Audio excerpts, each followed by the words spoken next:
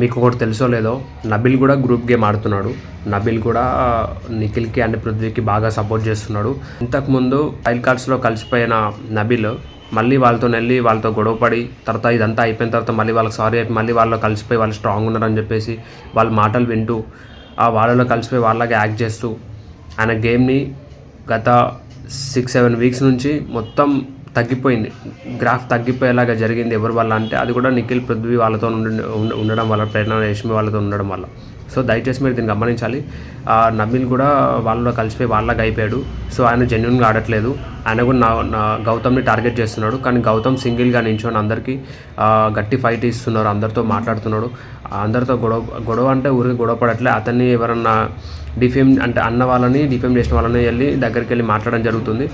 తర్వాత మళ్ళీ లాస్ట్కి సారీ అని చెప్పి మళ్ళీ టాస్క్ తర్వాత కలిసిపోవడం జరుగుతుంది. కానీ అట్లాంటి మనసుతో అట్లాంటి క్యారెక్టర్ ఎవరికి లేదు.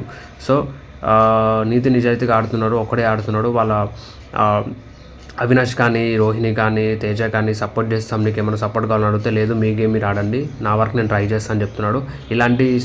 ఇట్లాంటి మెంటాలిటీ ఉన్న స్పోర్టివ్నెస్ వ్యక్తి ఇట్లాంటి బిగ్ బాస్కి చాలా అవసరం. సో మీరు దీన్ని గమనించాలి. గౌతమ్లో ఇంకా ఎన్నో మంచి మంచి పాయింట్స్ ఉన్నాయి.